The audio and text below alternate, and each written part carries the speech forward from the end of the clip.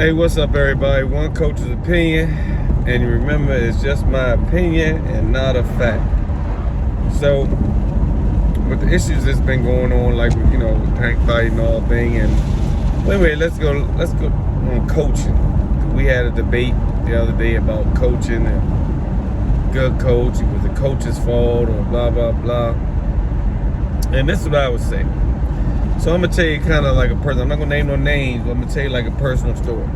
So I had a guy come to me, and he really didn't ask me to train him. He just showed up with a gym bag. He showed up one day. He bought some gloves, and then the next time I saw him, he just came to the gym with a gym bag. I'm like, "What's up, Joe? If you need some sparring, you need to call ahead. You just don't pop up." He was like, nah, I want to train. And I was like, well, okay. All right, well, we'll see what's going on. I asked him really what he was trying to do. He was a little bit, he had been fighting before. He was a pro. So let's see what he was trying to do. And he started training with me. So when he started training with me, I saw a lot of mistakes that he was making. Mistakes that really almost kid mistakes, amateur mistakes, like falling in with his cross hand when he threw his cross, just ducking for defense, just ducking his head down, not defense, just little stuff you could correct. He wasn't, that bad offensively, but defensively, offensively he had the bad habits of he would switch his stance trying to land the right hand. So anyway, say a month or two goes down the road, and he gets kind of better at not falling in. He still does it a little bit, but you're not going to stop. If somebody been doing something for years, not just going to stop it. So you're going to keep telling them over and over, which your voice might become redundant to them. It might not make a difference because they're hearing it too much, but they keep doing the same thing, so you can't stop telling them not to do it. You know what I'm saying? You stay stuck because they're doing the same thing, so you can't stop not saying, oh, well, look, come on, don't do this, don't do that. You can't do it. So, it kept on, It became like, man, pick your hand up. Just like you have to tell a guy, put your hand up. You got to do it over and over till finally, he might do it or he might not, but you just keep doing it. So anyway,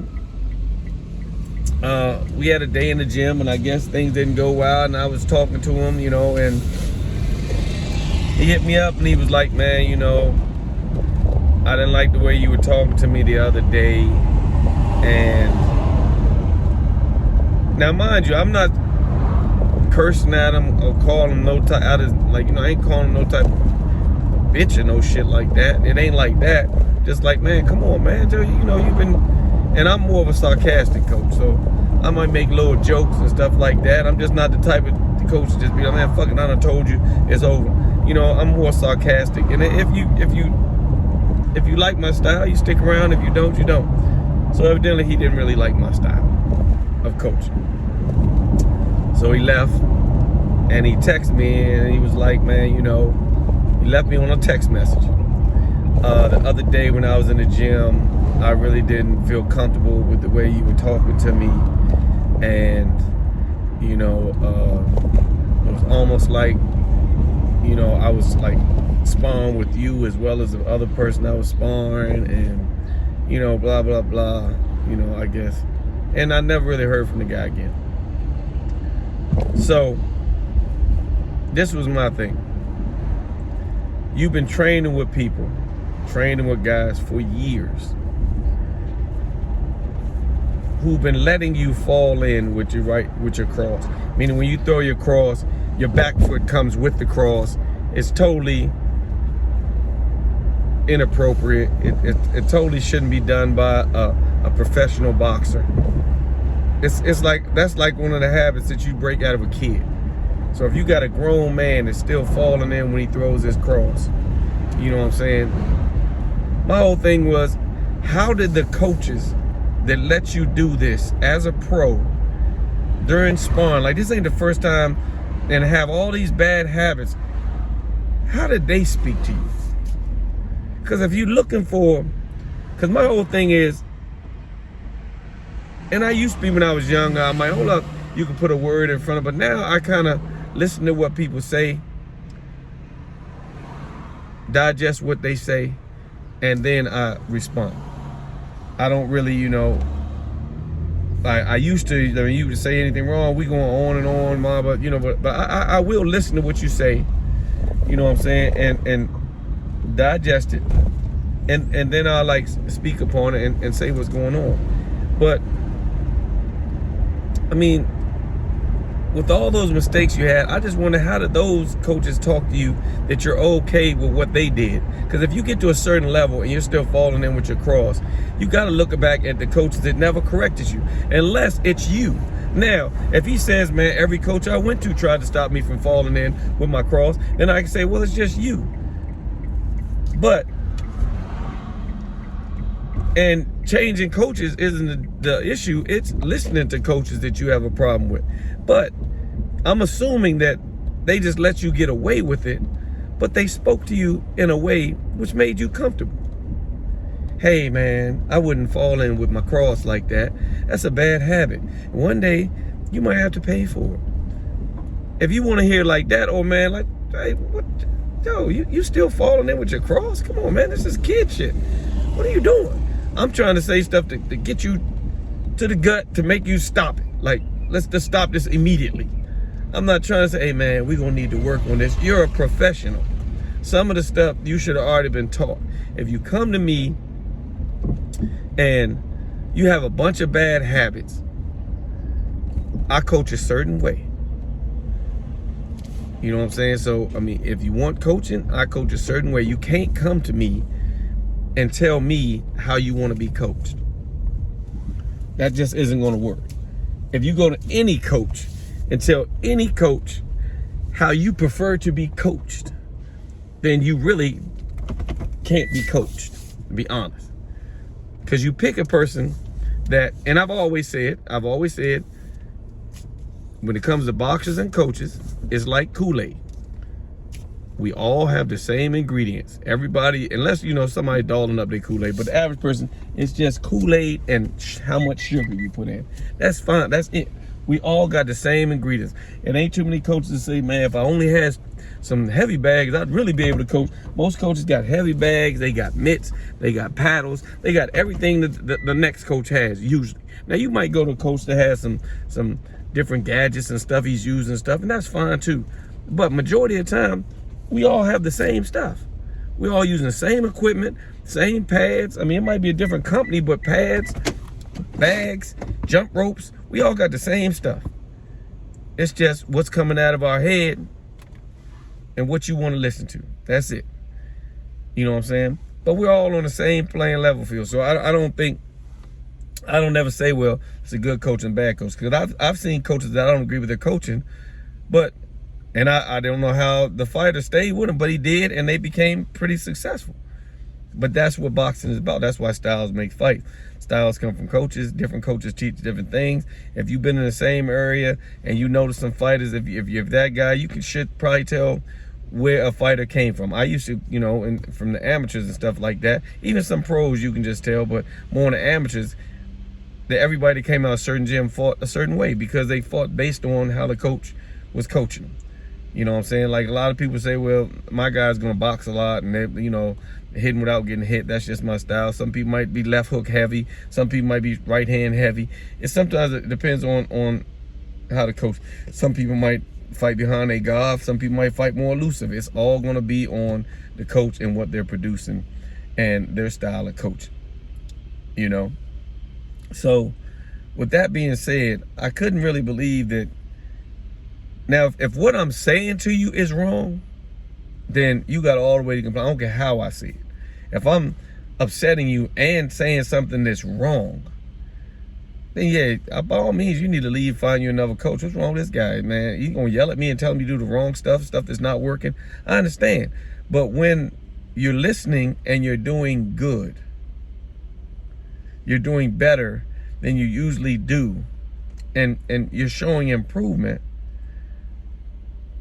and the coach ain't calling you out your name. Now, if I'm calling you out your name and stuff like that, or hey, bitch, or some shit like that, you sucker ass, I don't do that. I don't really name call. Now, I might fuck with a person. I'll give you that. Excuse my language. I might mess with a person a little bit and sarcastically and be like, how many right hands do you have to get hit with before you put your left hand up? That's the type of coaching I do. And let me ask you something. Time. Let me stop Spawn. Can I ask you something real quick? Yeah, coach, what's up? How many right hands do you get hit with before you put your left hand up? Because I'm wondering, because we're at like 11. So is it like 14 where you decide to put your hand up, or have we got there, or you're just not going to put your hand up? I just need to know so I can go on coaching you so I know what you're doing. That's the type of coach I am. And I'll admit, it couldn't get on your nerve. You might look at me like, look, you coach. But bottom line is, put your left hand up. Some coaches will be like, Time, get out the ring. Why? We'll talk about it later, man. If you don't know why I'm pulling you out the ring, you need to get out the ring anyway. And leave you clueless. Man, I don't even know why he took me out the ring. Yeah, I mean, it's everybody has a certain way. But you go to a coach and if you observe, maybe you observed him coaching before or something like that, and anybody that comes to me, asks me to train them, first thing I tell them is, I want you to go ahead and train me for a couple weeks. If you like what I'm doing, stick around. Then we'll talk about prices and stuff like that. If you like what I'm doing, stick around for the pros, rather. If you like what I'm doing, stick around. If you don't, then go your own way. I don't want anything that you have to do. You know what I'm saying? I don't want to get in your way. So if you really don't like what I'm doing, don't come here. Now, when you get here and you see what I'm doing, if you correct what I'm asking you to correct, you're not really gonna have much of a problem. But if I gotta tell you to do the same thing over and over, it's gonna become redundant. I'm gonna seem like an asshole. If you keep doing it, it's either gonna be you or me. Either you're refusing to listen and put your hands up, or I'm getting on your nerves telling you to put your hands up that it's bothering you like that. But bottom line is, if you put your hand up or do what I'm asking you to do, you probably have a better thing. My whole thing is, do you, I guess the question I want to ask people, and people say it's the tone sometimes, but is it really? Or is it just the tone throws a person, sometimes knocks away your inability to listen? I mean, so if a dude said, hey, you dumb fuck, watch out for the car. Excuse my language. And you look back and a car zooms by, you almost get hit with a car. Are you mad because this dude called you a dumb fuck? Or are you happy because this dude probably just saved your life? Or you can be the type of person that, man, I appreciate you saved my life, but man, you ain't got to call me a dumb fuck. You know what I'm saying? That could go too. But really, the bottom of things, are you really going to start an argument with a guy that just saved your life because of the way he talked to you? You jump in the water, you drowning, a guy jumps in. What the fuck was your dumb ass thinking? Man, who you talking to like that? Are you mad at what he said, or are you mad at the action he did? Because he could have left you in there and let you drown. That's all I'm saying. You know what I'm saying? No coach really wants headaches. Coaches normally do it their way. If you don't want to do it their way, then you probably need to find you a coach that wants to do it your way. And if your way was working, you probably wouldn't be looking for a coach. But I don't care what level you're on, and we had an argument about this. I think everybody needs a coach. Somebody said, you think Floyd really needed a coach? I said, yes, he needed a coach. He needed somebody. Everybody needs to be pushed a little bit. Floyd probably had perfected what he was doing, and you don't have to talk to nobody like that. I mean, when Floyd fights, think about Floyd fights, there's a few fights where you might have been like, man, hey, do this, do that. The majority of fights, you just kind of coasted along with him because he knew what the fuck he was doing. So that's all I'm asking. Do you judge your coach on how he talks or what he's saying? That's the wrap this whole thing up. Do you judge your coach on how he speaks to you and your comrades, or do you judge him on what he's saying? Because you got a lot of guys that might be saying some good stuff, but you might just don't like their tone. So is that the coach's fault, or is that the boxer's fault? Does the coach need to watch how he talks to people, or does the boxer need to go find somebody you're comfortable with talking to? Because this is how this guy been coaching all this time, and you came to him. You know what I'm saying? So, one coach's opinion. Tell me what you think about it. I mean, do you get mad? Is it what a person says or a coach says, or how he says it. Because if no matter what, it helps you. I mean, maybe we all need to work on some stuff. That's why one coach's opinion, that's why I asked y'all, how do y'all feel about it? Do you value what the coach says, or do you pay more attention on how he says it? That's the question. Do you value what a coach is saying to you, or do you pay more attention to how he says it to you? One coach's opinion. Tell me what you think, coaches and boxers.